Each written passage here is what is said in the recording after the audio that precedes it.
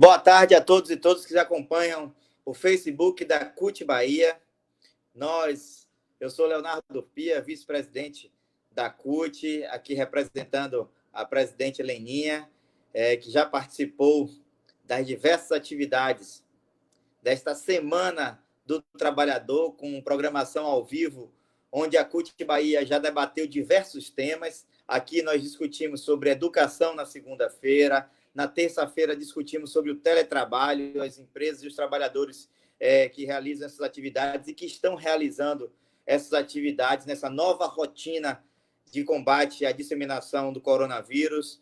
Tratamos aqui sobre a juventude que está sendo deveras afetada com o problema da disseminação dessa doença. Tratamos sobre segurança alimentar, as necessidades de atendermos e combatermos a fome, principalmente nesse momento onde se aflorou e se retornou a fome ao nosso país. Debatemos os direitos dos trabalhadores, inclusive com o juiz do trabalho. Ontem, nós tivemos um belíssimo debate sobre os direitos humanos, o racismo, os preconceitos realizados e promovidos, que estão potencializados aqui em função do combate e toda esta mudança na logística, na forma de se relacionar, na forma de trabalhar, de estar integrado com a sociedade em função do isolamento social e do combate à disseminação dessa doença, em função dessa pandemia.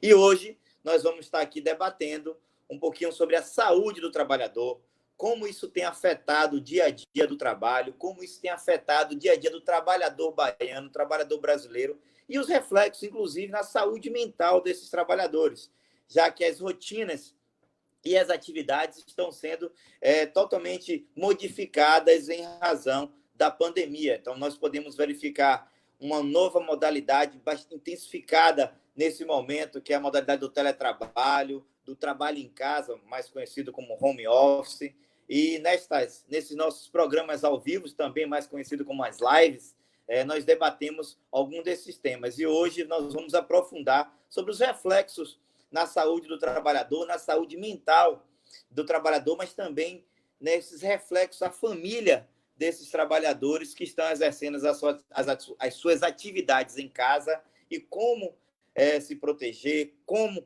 atuar, as medidas que estão sendo tomadas pelos sindicatos, pelos próprios trabalhadores, pelo governo do Estado. E aqui hoje nós teremos dois convidados para debatermos conosco.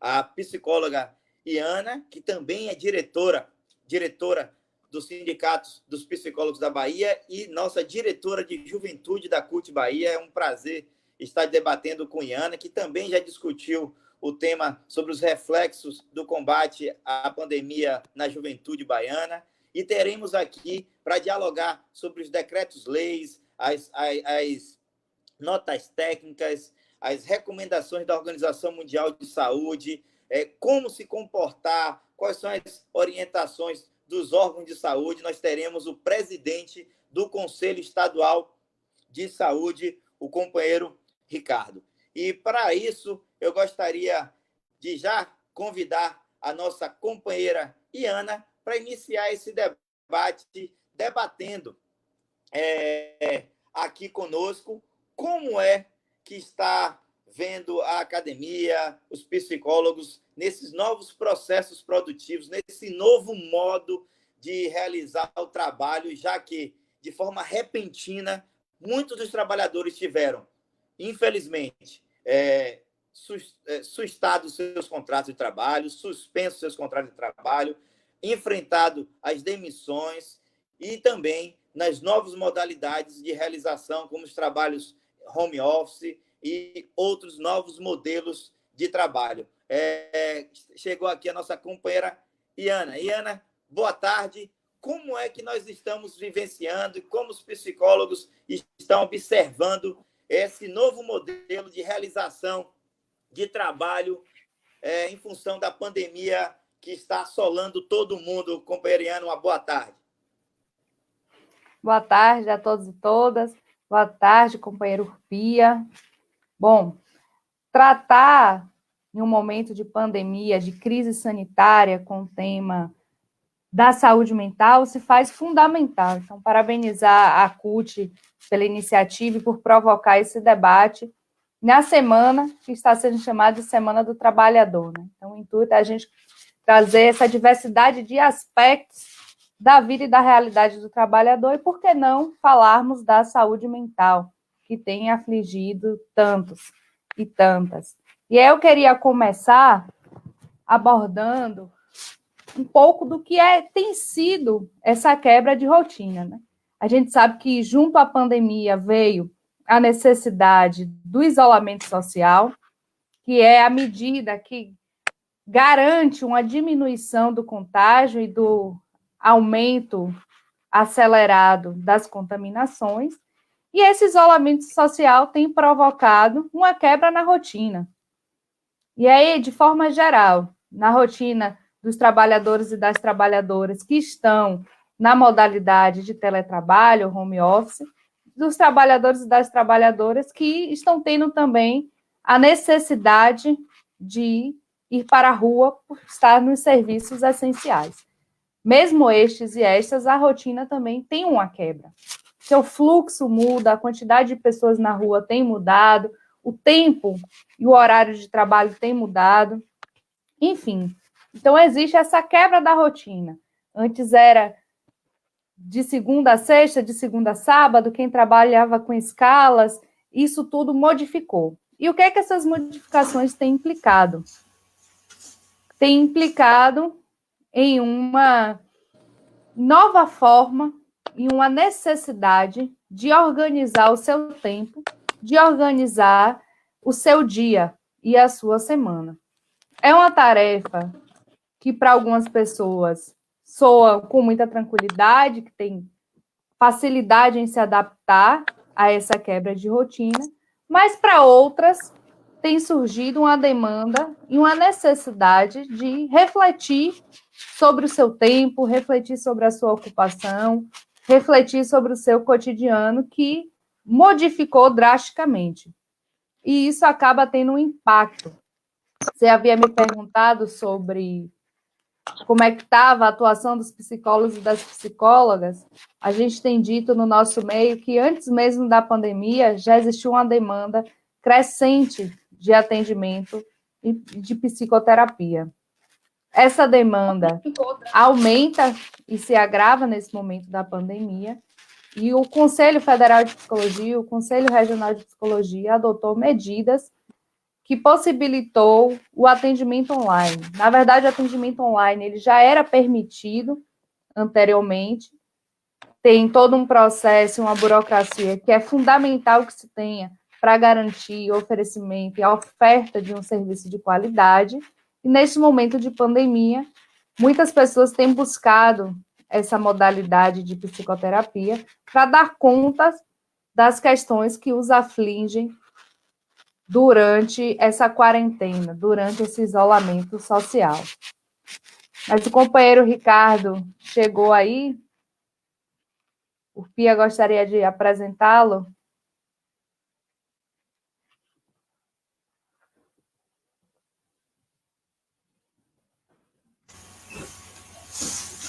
Boa, aqui.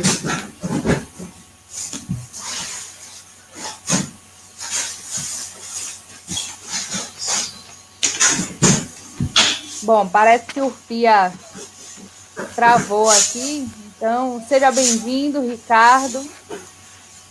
Para nós é muito bom recebê-lo nesse espaço, nessa live, onde a temática é a saúde do trabalhador e da trabalhadora.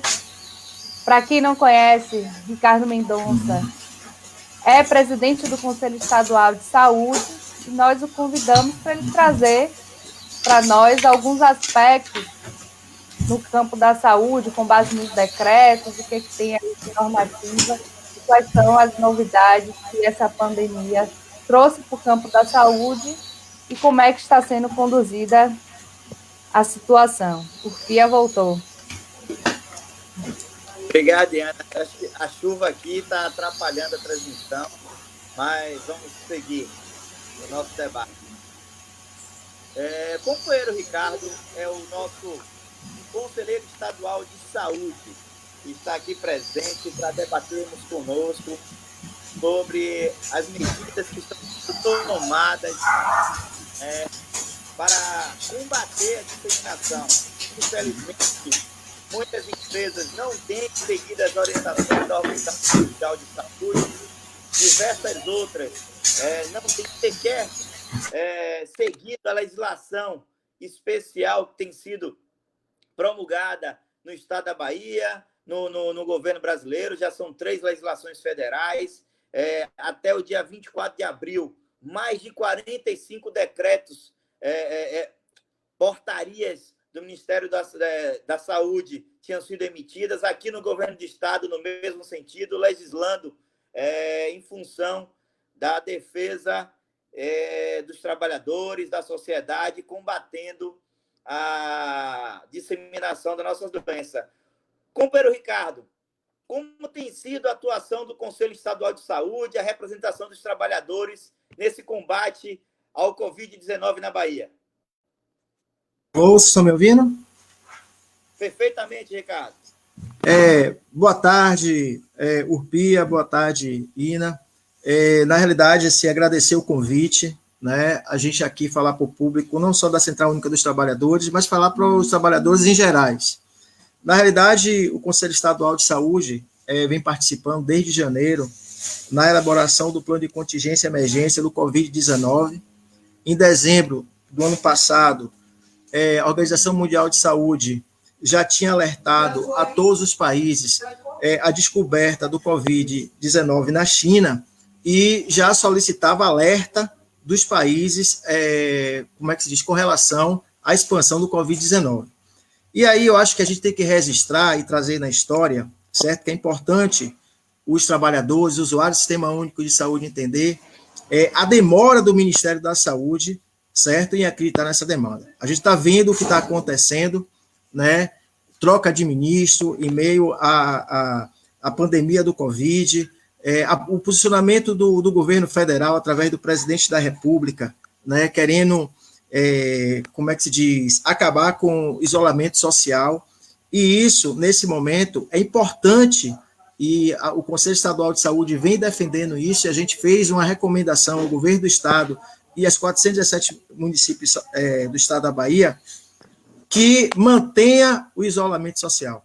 O isolamento social é fundamental nesse momento de pico, de crescente. Todos vocês estão vendo os números assustadores, né, que aqui no nosso país. Mas, com relação aos trabalhadores, a gente veio uma preocupação muito grande. Primeiro, os trabalhadores das áreas essenciais, certo? Da área da saúde, segurança, e aqueles que estão da área privada, né? A gente tem acompanhado isso. Hoje de manhã, eu estava conversando com você, a gente saiu, porque a gente teve notícia de uma unidade do Estado. A gente está procurando saber se realmente essa informação ela é correta com relação a mais trabalhadores da saúde contaminados. O que a gente vem discutindo, e ontem, todas as quintas-feiras, nós temos uma pauta das reuniões do Conselho, está sendo virtual, todas as quintas-feiras, e ontem a gente trouxe a doutora Letícia e o doutor Bruno, da DGET. A gente está fazendo um acompanhamento e a gente está reunindo todos os sindicatos dos trabalhadores da área da saúde devido à grande quantidade de trabalhadores da saúde contaminados, né? Nós estamos no início ainda, de março até o dia 28 de abril, nós estamos com um índice entre de 8% a 14%, é um índice muito alto. Só para vocês terem uma ideia, Espanha e Itália, o índice foi abaixo de 10%, é um índice tolerável, mas a gente precisa realmente ter uma visão, e a gente está cobrando do governo do estado e dos próprios municípios essa questão de equipamento, de um cuidado maior com os trabalhadores do grupo de risco, né? A gente tem vários trabalhadores acima de 60 anos, e a gente entende, o Conselho entende, que nesse momento é preciso contratar, certo, trabalhadores, qualificar para fazer o atendimento do Covid. Com relação aos trabalhadores privados, né, a CESAT, né, está acompanhando, a gente vem acompanhando os relatórios de alguns pontos de trabalho. Eu poderia dizer lá em Teixeira de Freitas, com a colheita da cana-de-açúcar, né? Quando foi contratados trabalhadores temporários e houve a quarentena inicialmente, a CESAT funcionou e fez várias recomendações à empresa para que ela se adaptasse, né? Algumas empresas, a gente tem visto que tem realmente tido essa preocupação, mas outras empresas, e aí a gente pode colocar até como serviço público, e algumas empresas privadas não estão levando muito a sério, certo? A questão do cuidar do trabalhador. Essa é uma preocupação grande, e acho que a Central Única do Trabalhador tem, nesse momento, certo, um papel fundamental. A maior central da América Latina realmente tem que cobrar, tanto dos organismos estatal, mas também da máquina privada, o cumprimento, que a gente já tinha esse problema anteriormente, né? E agora ficou mais latente, né, com o Covid-19, que a gente vê isso, a gente pode mensurar pela questão da grande quantidade de acidentes de trabalho.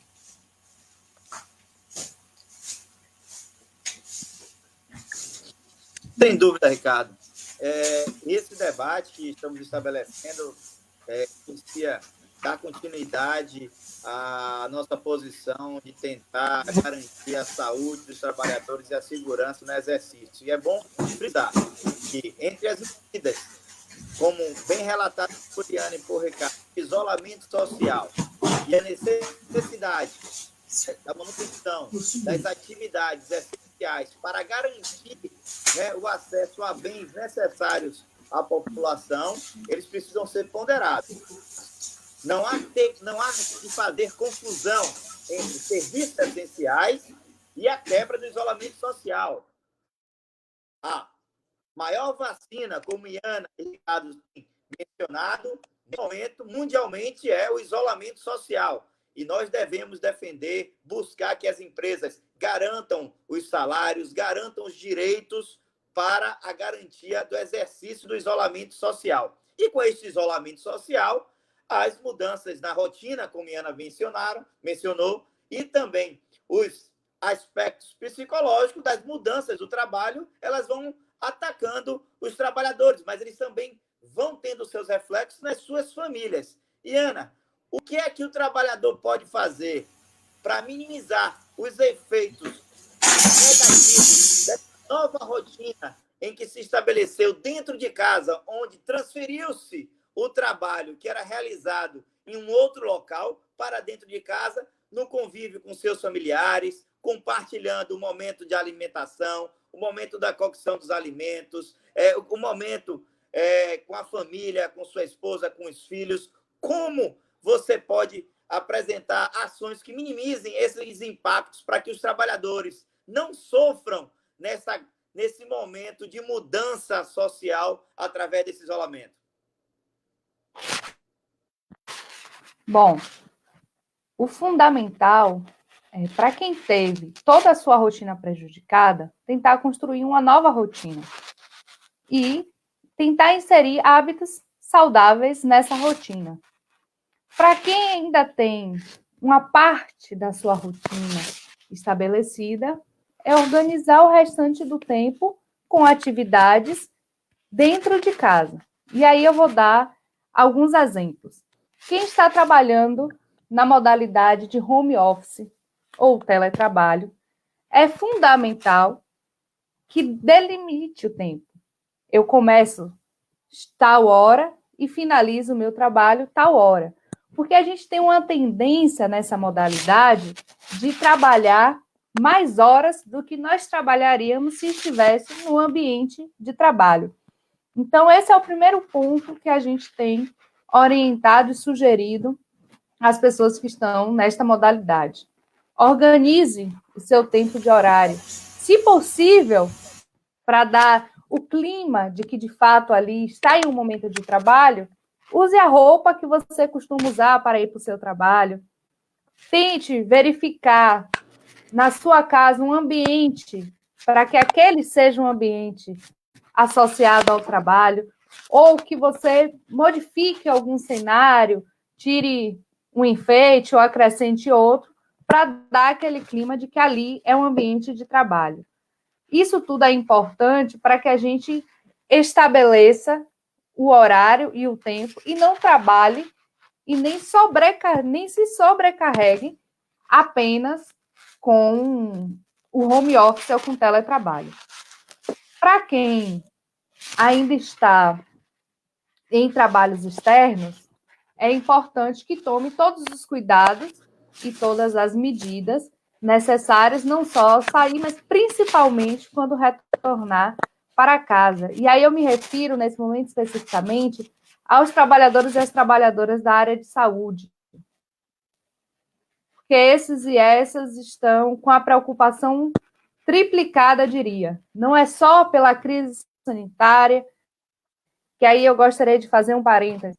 Essa crise sanitária se apresenta no Brasil em um momento onde já havia uma crise econômica e já havia um desastre desenhado pelo governo de Bolsonaro. Então, a pandemia chega no Brasil em um cenário onde a crise econômica já estava instalada, o dólar em uma crescente, e aí diga-se de passagem que o ministro da Economia, Paulo Guedes, disse que se o dólar chegasse a R$ 5 foi porque ele fez muita coisa errada. O dólar ontem estava a 5,70. Então, esse cenário é que chega a pandemia aqui. E esses trabalhadores e essas trabalhadoras da área de saúde têm essa preocupação já por saber que o nosso sistema de saúde não comporta uma pandemia, e aí vale registrar que a maioria das UTIs que nós temos aqui no Brasil são frutos do governo de Lula e de Dilma. O que temos ainda é insuficiente para este cenário. Então, tem essa preocupação, e quem é da área de saúde tem esses conhecimentos. Sabe que o nosso sistema de saúde não vai comportar e não tem condições de comportar uma pandemia. Não é à toa que estão criando vários hospitais de campanha, não é à toa que o governo do estado aqui tomou uma medida importantíssima, que foi a reabertura do Hospital Espanhol como hospital de campanha. Não é à toa que o conjunto dos estados que têm responsabilidade com a vida das pessoas tem adotado medidas nesse sentido. Então, esse é o primeiro ponto de preocupação dos trabalhadores e das trabalhadoras de saúde. O segundo ponto tem a ver com as suas vidas. Eles sabem que todos os dias, ao saírem de casa, eles estão se colocando em risco, primeiro, por sair de casa, e segundo, por ir cumprir com o seu trabalho, com a sua função, que é estar ali no acompanhamento e no cuidado das pessoas que estão contaminadas. E o terceiro são as suas famílias. Nós temos recebido muitos relatos de profissionais que estão, neste momento, morando em um outro local, ou que seus entes, seus familiares que residiam na mesma casa, estão indo para a casa de parentes, de outras pessoas, para tentar se preservar. Muitos profissionais da saúde têm dito, em algum momento eu serei contaminado ou contaminada. O que eu posso fazer é tirar de dentro de casa meus filhos, meus companheiros, minhas companheiras, meu pai, minha mãe, levá-los para um outro local, ficar na casa de um outro familiar, para que, quando este momento chegar, eu não transmita para mais ninguém da minha família. Então, tem esse outro ponto que não temos dúvida nenhuma de que isso causa, sim, um impacto na saúde mental. E é fundamental que seja ofertado a esses e essas profissionais algum tipo de assistência, algum tipo de canal onde eles possam fazer, nem que seja um desabafo, nem que seja aquele momento de colocar para fora as suas angústias e o que tem sentido. Né? Tem um conjunto de psicólogos e psicólogas que tomaram a iniciativa de fazer um canal de acolhimento através de ligação por 20 minutos de forma voluntária. Isso, quando se dá de forma voluntária, de forma espontânea a partir do profissional, tudo bem. O que nós não aceitamos e nem aceitaremos é quando essa solicitação vem por parte do poder público. Solicitar que profissionais, não só da psicologia, mas da assistência social também, se coloquem à disposição enquanto voluntários para trabalhar, sabendo que o poder público tem orçamento para remunerar e assim valorizar esses e essas. Então, neste ponto, esses são alguns elementos, né? A quebra de rotina tem um impacto, tem tido um impacto gigantesco nos profissionais e nas profissionais da área de saúde. A preocupação com eles não está só no âmbito pessoal, mas nas suas relações familiares também.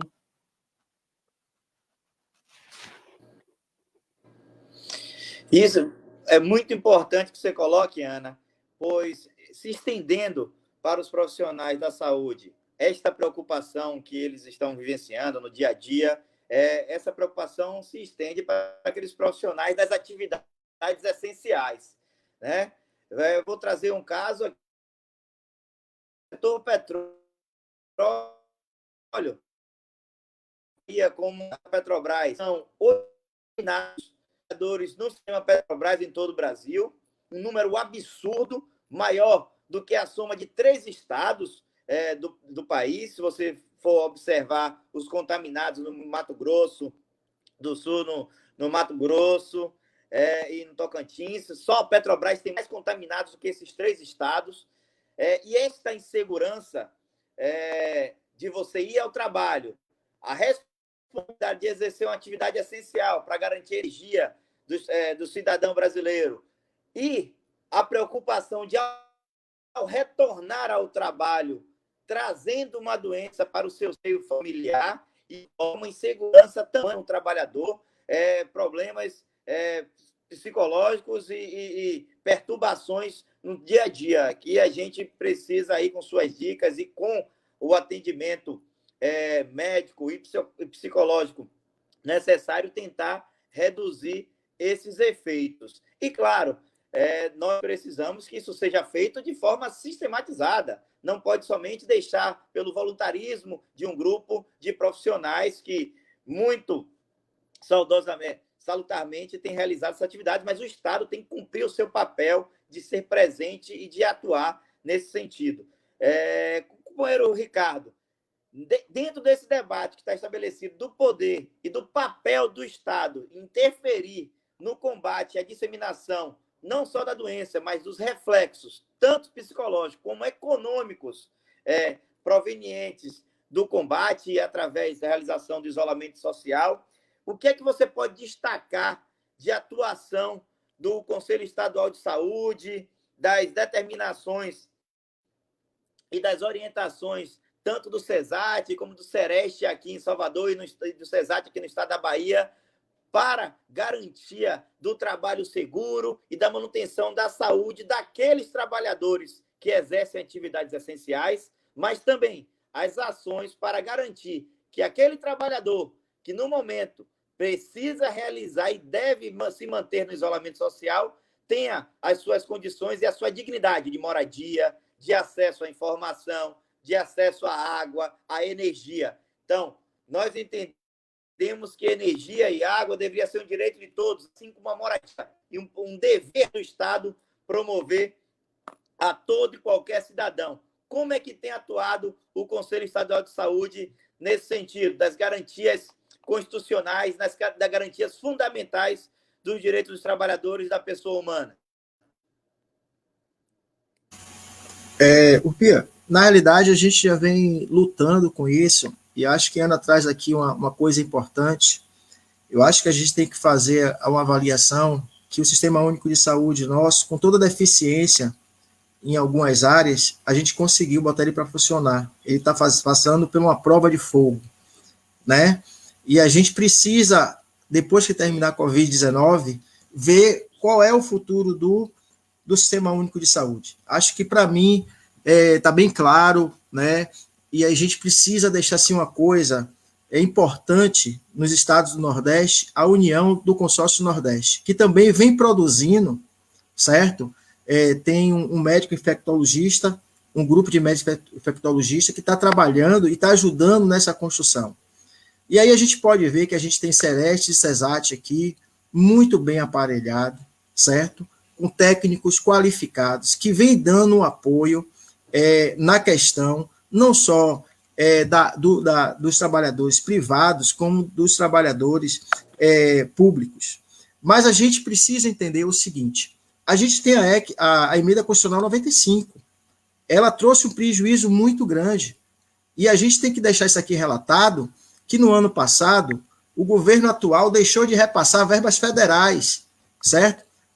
O governo do Estado, e a gente vem cobrando isso maciçamente ao Conselho Nacional de Saúde, que se precisa se posicionar com relação aos repasses das verbas atrasadas do ano passado.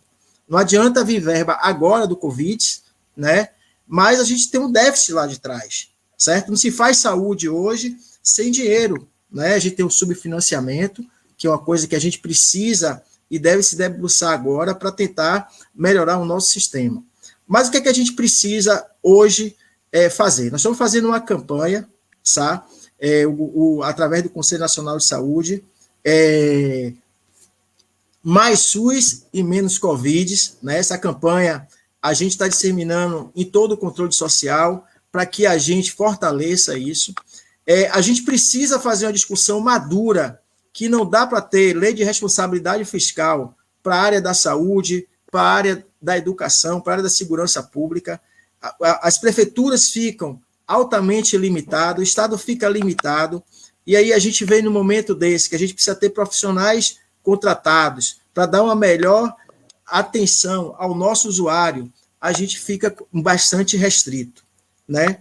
A outra preocupação, que eu acho que é importante, a gente tá discutindo aqui, eu acho que a gente precisa trazer, nesse momento, os órgãos de controle e o órgão de fiscalização, né? A parceria com o Ministério Público do Trabalho, acho que é muito importante para dar ajuda nessa discussão. O Ministério Público Estadual e o Ministério Público Federal também para dar essa ajuda. A gente precisa, na realidade, estar com esses parceiros, porque às vezes a gente fica um pouco, por exemplo, o Conselho Estadual de Saúde não pode, em nenhum momento, ajuizar uma ação popular, né? Porque a gente não tem CNPJ, a gente não necessita de uma entidade representativa que possa fazer isso, como uma Central Única dos Trabalhadores, né? Para que a gente possa realmente ir buscar os direitos, né? A qual a Constituição garante, né? E eu acho que é importante que isso trouxe também uma reflexão para aquelas pessoas que têm plano de saúde. Ontem a gente estava fazendo uma discussão muito grande e a gente tem visto que muitas dessas pessoas que têm plano de saúde, e a gente está vendo isso, está indo parar no Sistema Único de Saúde, certo? Até porque, se a gente for ver, e a gente tem discutido isso, o Sistema Único de Saúde se preparou muito, certo, na questão do Covid, com relação à área, como é que se diz, privada, né? A gente tem algumas experiências aí não muito exitosas, né? E a gente vê que o público se preparou muito mais. Mas o que eu queria chamar a atenção, e acho que é fundamental o que Ana traz, que é a preocupação com a saúde mental. Desde o início, né, quando a gente trouxe o isolamento social, mas trouxe também aquelas pessoas que estariam na linha de frente trabalhando, certo? Que deixaria a sua família, a preocupação da saúde mental, a gente é bastante preocupado com isso e vem tratando isso, e há vários protocolos, certo? Não só, como você já falou aí, mas tem protocolo do COSEMES, né, que é o grupo de secretários estaduais de saúde, CONASEMES, também secretários de saúde, os secretários municipais de saúde, que é muito importante, né, as notas técnicas, porque eles estão lá na linha de ponta, tá, para estar orientando, mas a gente também precisa estar preocupado também com uma situação que é a saúde mental, a questão de incorporar o psicólogo nesse acompanhamento. E aí a gente pode citar o exemplo que aconteceu no Hospital Espanhol, né? A gente teve um caso na quarta-feira de um paciente, né, que surtou de saúde mental, ateou fogo no hospital, tentou se jogar. Então, assim, é uma doença complicada, muito complicada, certo? Porque não afeta só a questão da parte respiratória, a parte cardíaca, mas afeta a principal, que é a mente. A outra situação que eu tenho que deixar aqui, alertar a todos nós, é que a gente está com uma crescente muito grande de dengue, chikungunya e zika, certo? A gente está num período que a gente precisa também cuidar dessas pessoas, porque acabam essas pessoas indo para as unidades de pronto atendimento, e aí pode ser um caos total, porque além de estar tratando de zika, chikungunya e dengue, adquirir também a questão do Covid, certo? Eu queria também falar, Pia, que a gente está passando para a CUT, a gente está fazendo um trabalho junto à Universidade Federal da Bahia, certo? Da questão da normatização dos protocolos. Porque, assim, se criou tanto protocolo, você falou poucos protocolos aí, mas se eu pegar aqui no meu celular, né, eu estava fazendo um levantamento aqui, eu tenho da UNASUS, como é que se diz, da Abrasco, de várias entidades que militam dentro do Sistema Único de Saúde, dos conselhos regionais de regulamento de profissões, que cada um lançou uma nota técnica. Acho que isso é importante, mas é importante também dizer que hoje, no Comitê de Pesquisa e Ética do Conselho Nacional de Saúde, nós temos, e estamos aqui, eu participo do CIMATEC, do Coisa, a gente está tendo um trabalho árduo, porque já tem mais de 700 solicitação, né, de trabalho de pesquisa com relação ao Covid. Então, a gente vê que o nosso país, certo, produz. E é importante, né, um instrumento mundial ontem, né, trazer uma reportagem qualificando os profissionais infectologistas e os médicos do nosso Brasil. A importância da saúde, né, que esse país tem em produzir, em cuidar. Infelizmente, a gente sofre um desmonte muito grande do Ministério da Saúde na questão da sua estruturação, né? É uma luta que a gente vai precisar ter, certo? Mas eu acho que o Covid veio para fortalecer o Sistema Único de Saúde e tirar, na realidade, a gente vê que a gente tem muita coisa boa na área de tecnologia, na área da medicina, a gente avançou muito, a gente tem empresas aí que a gente vê que tem uma qualidade muito grande e pode ajudar no Sistema Único de Saúde. E a gente não depender, certo, de países estrangeiros. A gente pode ser autossuficiente. Esse é um debate importante, Ricardo, sobre a soberania brasileira, sobre o debate da tecnologia, da apropriação da ciência pelos profissionais brasileiros e demonstra o potencial que todos os trabalhadores brasileiros têm e exercem através de forma honrosa e no dia a dia, uma luta diária, mesmo diante de todo esse desmonte, como você tem colocado, do teto dos gastos públicos, com impedimento nos investimentos na educação, na ciência, tecnologia. Então, é necessário que o país ele acabe, neste momento, com o gasto dos tetos, que é necessário para garantir a saúde dos brasileiros e das brasileiras, impedindo que morram através da contaminação do Covid-19. E, Ana, é importante o que Ricardo coloca do papel do SUS nesse combate ao Covid. Como que vocês estão enxergando, os psicólogos, e como este setor poderia estar prevendo o atendimento e como os reflexos que serão causados, danosos à saúde dos trabalhadores, com o afastamento do SUS, com a redução dos gastos públicos. O que é que vocês estão vislumbrando de combate aos reflexos, aos danos à vida dos trabalhadores e às suas famílias? Temos alternativas para estes reflexos? Bom, acho que defender e valorizar o SUS é a tarefa número 0 da população brasileira de forma geral. Acho que num momento como esse, se a gente não o finaliza com um sentimento nacional da importância do Sistema Único de Saúde, nós falhamos. Porque o que tem garantido, de fato, o acesso hoje ao cuidado nesse momento de pandemia, como o Ricardo bem colocou, é o SUS. Isso é inquestionável. Então, ao final disso tudo, a gente vai precisar ter construído esse sentimento na população, porque é o sentimento verídico. Nós precisamos trilhar caminhos de defesa e de valorização do SUS. Não é possível que a emenda constitucional 95 ainda não tenha sido revogada diante dessa conjuntura. é inadmissível a gente manter um congelamento, manter um teto de gastos para áreas como a da saúde, como da educação nesse momento. Não é possível que os investimentos para pesquisas que caminhem na direção de uma vacina não sejam investimentos reais para o que se precisa. Fazer uma pesquisa não é fácil. Uma pesquisa que vai precisar ser testada com seres humanos é mais difícil ainda. Tem toda uma comissão de ética que essa pesquisa vai precisar passar. Tem todo um investimento. Então, não dá para a gente ter vigente, neste momento, uma emenda constitucional que congele o que a gente precisa, que são investimentos na saúde e na educação.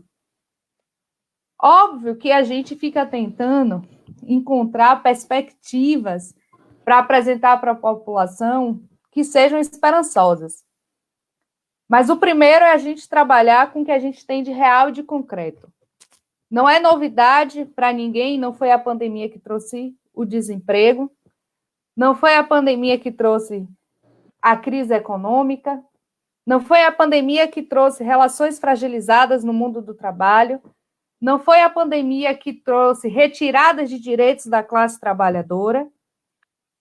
O que tem trazido tudo isso para o nosso país nesse momento, em um momento recente, que vem acontecendo desde o golpe que retirou da presidência Dilma Rousseff, e desde aquele momento, com a terceirização, com a reforma trabalhista, mais na frente com a reforma da Previdência, depois com a medida provisória 905, mais recente agora, a medida provisória 936, enfim. Então, a retirada de direitos da classe trabalhadora não é uma novidade que tenha acontecido agora na pandemia. Isso é fruto de um governo irresponsável, inconsequente e incompetente, que é o governo de Bolsonaro. Eu gostaria, nesse momento, de lembrar que hoje é o dia virtual do Fora Bolsonaro. E por que estou trazendo todos esses elementos? Isso tudo já vinha impactando na saúde da classe trabalhadora. A pandemia agravou todos esses elementos, não temos dúvida disso. Mas nós vamos sair da pandemia com mais desempregos, com a população sem uma renda ou sem uma perspectiva de renda, já que a gente vinha de um cenário de crescimento do trabalho informal. Então, a retomada disso tudo, da possibilidade de um trabalho, ainda que informal, mas que garantiu uma renda, vai levar um certo tempo. E quando a gente diz para o trabalhador, para a trabalhadora, que no final do mês ele não vai ter como arcar com os seus custos, arcar com sua conta de água, com sua conta de energia, com o seu aluguel, com a alimentação sua e dos seus, é adoecedor. Então, é difícil a gente encontrar perspectivas positivas neste cenário, principalmente no que diz respeito à renda. Por outro lado, a gente tem visto muitas informações. E aí, até aproveitando um ganchinho da fala do Ricardo, a informação ela é extremamente importante, mas não é qualquer informação. A gente vive em um contexto brasileiro onde temos um presidente que foi eleito a partir de informações falsas, das fake news. Então, nós precisamos estar muito atentas e atentos às informações que são verdadeiras, as que, de fato, são reais. Porque tem muita informação falsa que tenta criar um cenário de que a pandemia está passando, de que não é isso, de que pode sair de casa, de que tem que trabalhar. E a gente sabe que a realidade não é essa. E tem muita informação falsa que também está criando diversos alardes que não são saudáveis nesse momento, que causam medo e desespero nas pessoas. E isso faz com que elas apresentem ansiedade, depressão, angústia, fiquem sem saber como lidar com esse momento. Então, as informações elas precisam ser transmitidas com responsabilidade, com cuidado, o impacto que elas causam nas pessoas são imensuráveis. Enquanto a gente recebe uma notícia e ela pode contribuir para o isolamento social, para outras pessoas, esta mesma notícia pode ser um elemento, ou que a gente chama de um gatilho, para que ela se desespere, para que ela entre em pânico. Então, a informação ela precisa ser bastante cautelosa. E o terceiro elemento, para além das informações e para além desse contexto de desemprego, de impossibilidade de renda, é o que nós estamos fazendo e construindo nesse momento, individualmente.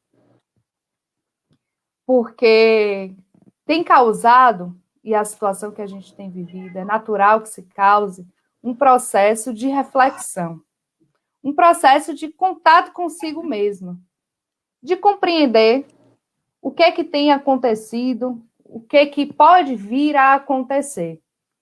Mas em cenários como esse, a natureza tem uma grande oportunidade de se reoxigenar.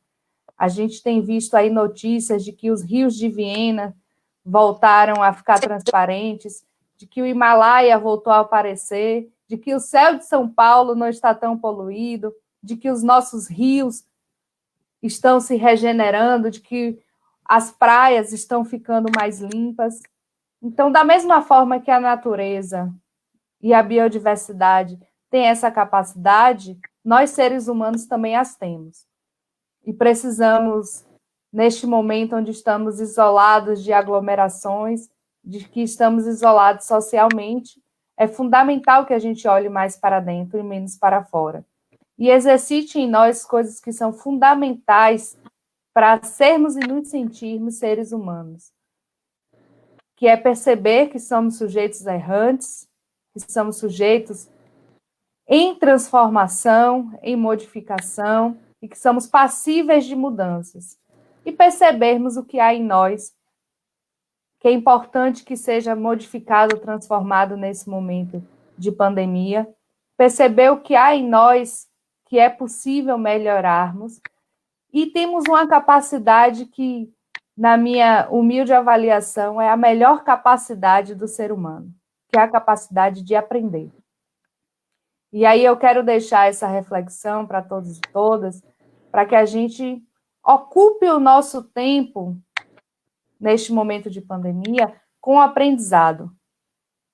O que é que nós estamos aprendendo com essa situação? O que é que esse contexto de pandemia tem nos ensinado?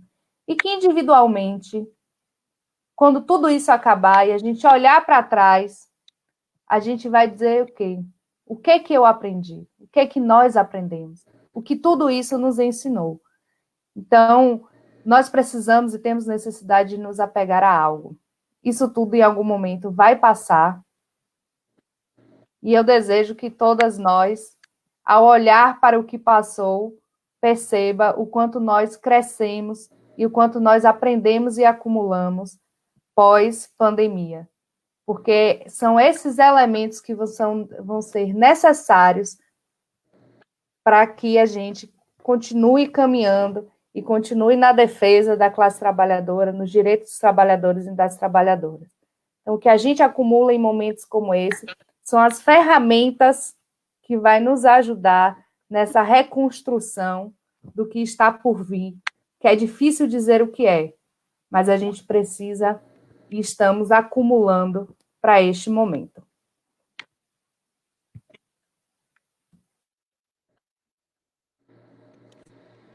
Obrigado, Diana. Importante que essa mensagem, mensagem técnica fundamental em princípios psicológicos, onde, após toda convulsão social, os trabalhadores devem buscar, e tem saídas, devem aprender, e como a companheira acabou de relatar aqui, acompanhando nosso Facebook, nós retornaremos abalados, mas também retornaremos com aprendizado, como você coloca, o trabalhador, o cidadão brasileiro, ele precisa buscar o que de positivo ele pode trazer consigo para a vida pós-pandemia. E o que o companheiro Ricardo coloca tem relação com essa necessidade das empresas serem fiscalizadas, inclusive pelos trabalhadores, né? Pois as novas relações e o novo modelo de se operar, de se trabalhar, de se realizar serviço, de oferecer serviço, eles estão severamente impactados pela pandemia.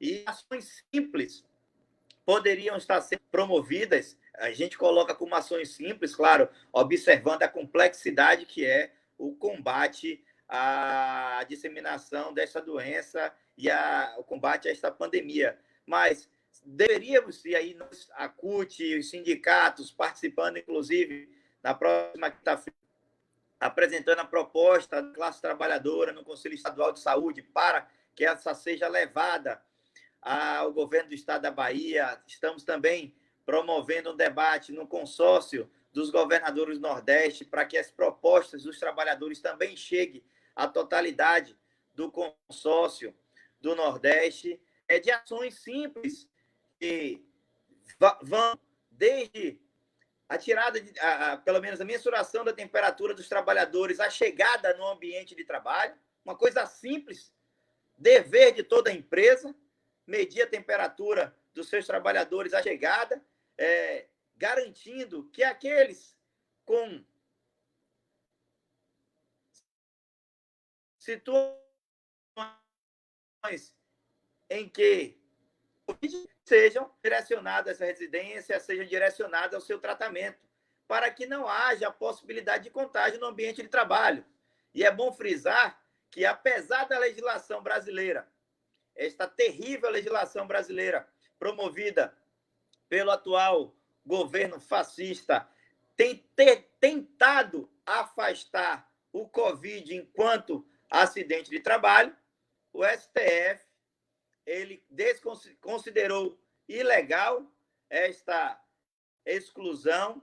Então, é importante que os trabalhadores saibam, se for contaminado em ambiente de trabalho, tem direito ao comunicado de acidente de trabalho, a CAT tem direito ao afastamento e tudo que acompanha essa situação, como garantia do emprego, manutenção das atividades e direitos. É importante a gente frisar, pois a legislação brasileira, diversa do que tem sido apresentada no mundo, tentou afastar a caracterização daquelas pessoas que estavam sendo acometidas ou sendo contaminadas no ambiente de trabalho. Então, é importante, Ricardo, que na próxima quinta-feira nós estaremos lá apresentando uma série de propostas tiradas dos setores da Bahia, contamos com a colaboração do presidente, para propor diversas ações que possam ser tomadas para que, obrigando as empresas com ações mínimas, como a questão da temperatura, fornecimento de máscaras para todos os trabalhadores, já que a legislação estadual ela abriu no seu parágrafo único que somente é obrigatório para quem faz atendimento ao público, os trabalhadores em que todos os trabalhadores em seus locais de trabalho devem estar com a utilização de máscara. Então, são ações simples que podem dar grandes passos na proteção da saúde de todos nós. Então, eu gostaria aqui de abrir para que o companheiro Ricardo realizasse uma pequena reflexão sobre essas possíveis ações, o que é que nós temos programados para a próxima quinta-feira de debate no Conselho e realizar suas considerações finais. Na realidade, eu acho que na palavra de Ana, ela traz assim, foi muito boa a colocação dela, mas eu acho que a gente precisa entender que nessa questão de aprender, a gente também, depois do Covid-19, a gente vai ter o poder de transformar. E esse poder de transformar, ele passa pela classe trabalhadora na questão de valorização dos seus sindicatos. O prejuízo que a emenda constitucional, a mudança da reforma trabalhista e agora com a medida provisória, a qual afasta os sindicatos, certo? As representações de classe, a estar participando no dia a dia, né? É uma reflexão que o trabalhador precisa, nesse momento, estar pensando, e nós, que fazemos sindicato, qual é a forma que a gente vai chegar certo, aos nossos trabalhadores. Nós precisamos fazer um trabalho diferente de conscientização da importância dos sindicatos e, principalmente, das centrais sindicais nesse fortalecimento. E aí eu não poderia de não registrar também que a CUT me encaminhou, na semana passada, a CUT do Estado da Bahia, uma solicitação que foi um prejuízo muito grande, principalmente para a atenção básica, para aqueles lugares longe. Quando a gente fala um pouco de saneamento, de alimentação, de lazer, que são necessidades primordiais para você ter uma saúde de qualidade, a gente tinha municípios aqui que não tinha médico na atenção básica. E a gente, a CUT, o Conselho Estadual de Saúde, o Conselho Nacional de Saúde, nós brigamos para a questão dos mais médicos, certo? A questão de trazer os médicos cubanos, a importância desses médicos, né, nos nossos municípios a qual não tinha nem médico. Então, a CUT pediu a questão que a gente trouxesse essa discussão, nós encaminhamos para o Consórcio Nordeste, encaminhamos para o governador do Estado, pedindo a contratação desses profissionais cubanos que ainda estão residindo aqui no nosso Estado, mas também estamos defendendo também a contratação dos médicos brasileiros que estudaram fora do país, né? E a gente vê, desde o governo de Temer e agora com o reforço do governo Bolsonaro, a questão do Revalida. E a questão ela passa principalmente na questão da formação. Nós precisamos lutar para que todo estudante da área de saúde ele venha passar um pouco uma temporada no Sistema Único de Saúde. Ele venha aprender o que é o sistema de saúde. A gente que milita nessa área, que vai à academia, muitas das vezes o profissional não sabe o que é o Sistema Único de Saúde. E agora, né, a gente está vendo profissionais de saúde antecipando as suas residências médicas e vindo para o afronte para tratar. Isso é de fundamental importância, né? Na próxima quinta-feira, Pia, a gente vai discutir uma questão que eu acho que é importante, porque a gente teve um momento do impacto, né, de resolver a questão do Covid. Mas a gente precisa agora trazer para dentro do Covid uma questão importante, que é a questão da atenção básica. A gente está tendo alguns casos, a gente está vendo que muitas pessoas estão de quarentena e quando elas chegam na UPA ou ela chega para atendimento, ela já chega num estado muito agravado, né? Principalmente na parte respiratória, né? E quando você fala com relação à questão de termômetro, de temperatura, a gente precisa ter oxímetro também nas empresas para ver a saturação, para ver como é que essas pessoas estão lidando com isso. Essa é uma doença, certo? Que ela afeta também a parte mental. E aí, onde é que está o profissional, certo? O psicólogo, onde é que está o terapeuta ocupacional para estar, como é que se diz, acompanhando o trabalhador? Infelizmente, e aí eu queria dizer que nessa situação não é só o médico do trabalho. A gente tem visto algumas empresas colocadas aqui com experiências notórias contrataram médicos infectologistas.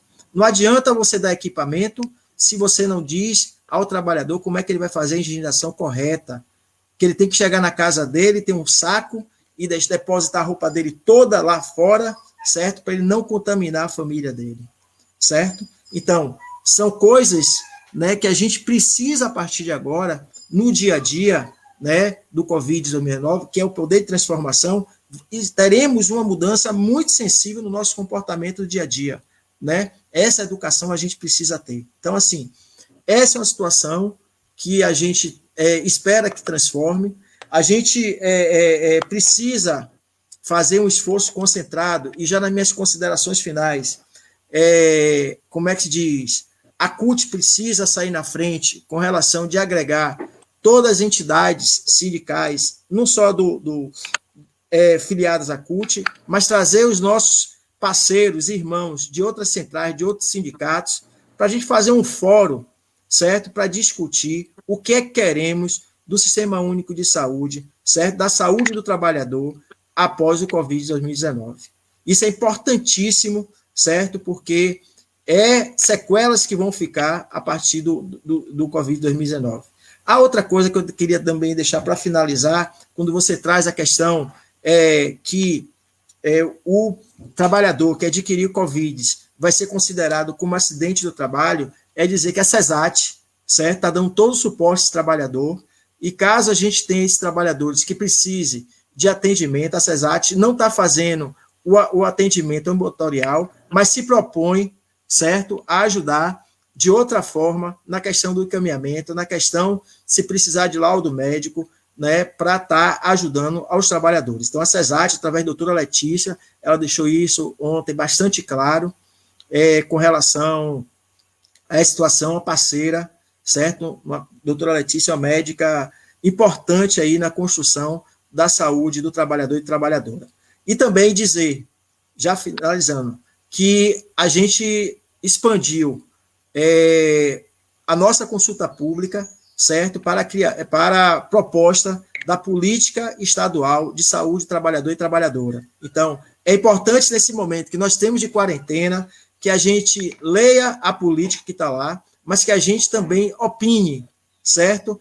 Não só aprenda, mas também a gente está no período de transformar, e que a gente seja realmente exercer a nossa cidadania na participação das políticas públicas de saúde. Essa é a mensagem que eu deixo, dizer a vocês que eu estou aqui à disposição nesse período de quarentena, também dizer que eu não estou usando máscara porque eu estou na minha residência, sou do grupo de risco, tá? Sou diabético e hipertenso, mas estou aí precisando sair para resolver algumas coisas, porque faz parte da luta, certo, nesse momento. Mas que todos se cuidem, certo? E desejo amor, paz e saúde nesse momento, que é importante.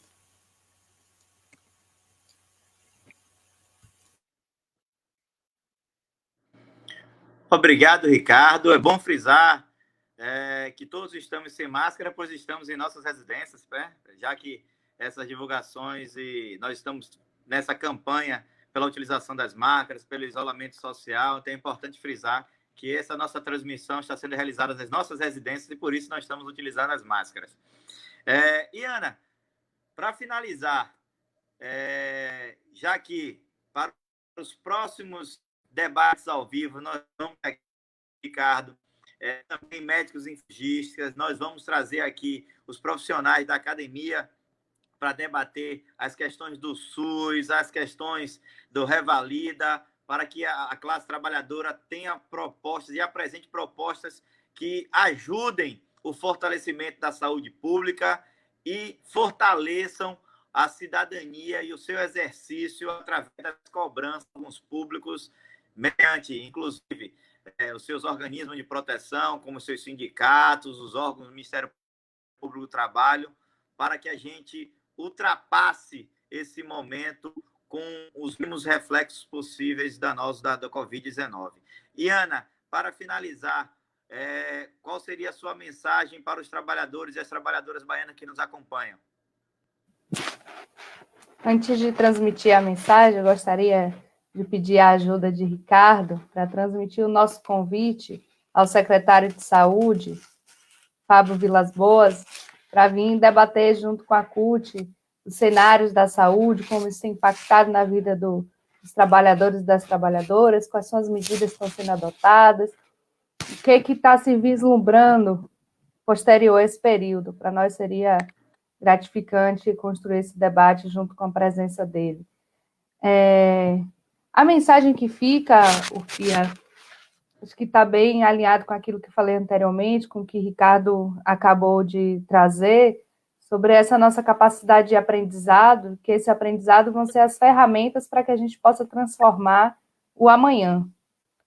Então, o ideal nesse momento é a gente conseguir fazer e construir esses acúmulos individualmente e coletivamente também. Acho que nós vamos sair desse momento com a certeza da importância do SUS, da importância do SUAS, da importância de nós defendermos a soberania nacional.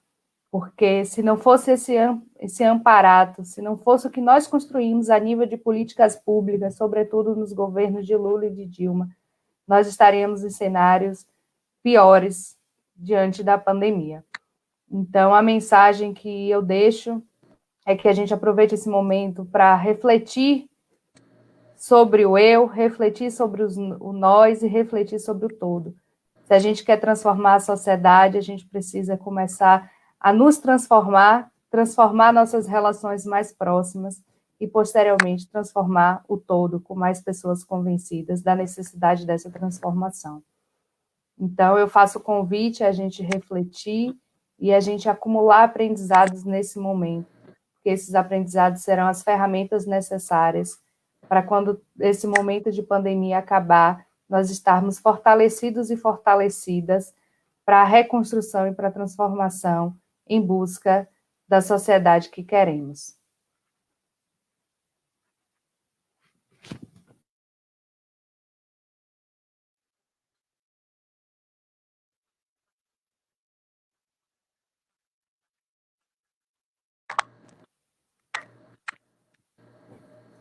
Parece que o Pia travou. Voltou? Voltou. Agora, gostaria de agradecer a todos que nos acompanharam. Por dificuldades técnicas, a transmissão não foi a melhor possível. Meu local aqui está muito chuvoso, a transmissão está por esse intempérie. Eu não consegui acompanhar ao vivo das pessoas, então pedi desculpas por não ter comentado diversas delas, eu consegui só visualizar duas últimas aqui, mas agradecer a participação, solicitar que as pessoas retransmitam pelos grupos do WhatsApp, divulgando nos seus Facebooks pessoais, para que mensagens verdadeiras e reais como essa que passa o companheiro presidente do Conselho Estadual de Saúde, o companheiro Ricardo Mendonça, e a nossa psicóloga e diretora de juventude da CUT Bahia, Iana Aguiar, ela chegue à maior quantidade de pessoas possível. Então, é necessário que a gente estabeleça padrões de comportamento para conviver com esta pandemia. Como a Iana colocou, trazer conosco o aprendizado que esse momento vai nos trazer, exercer as nossas atividades com todos eles, cuidado, garantindo a nossa saúde, dos nossos colegas de trabalho e também dos nossos familiares, e todos passem esse momento com saúde e que não sejam submetidos ao contágio do coronavírus, do novo coronavírus. Nós agradecemos a participação de todos, convidamos todos a estarem presentes nas próximas semanas para os próximos debates sobre o SUS, debate sobre fiscalização no mundo do trabalho.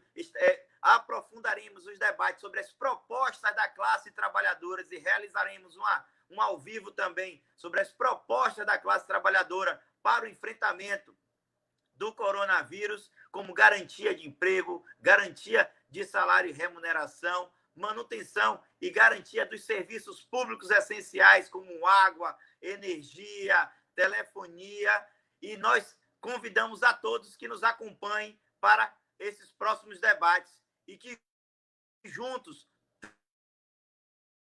transformaremos mensagem, nós faremos a nossa realidade, consigamos os maiores prejuízos de todos nós. Agradecemos em nome da CUT Bahia e dos sindicatos filiados essa participação de Ricardo, de Iana e a todos que nos acompanharam. Desejo uma boa sexta-feira a todos e um bom final de semana.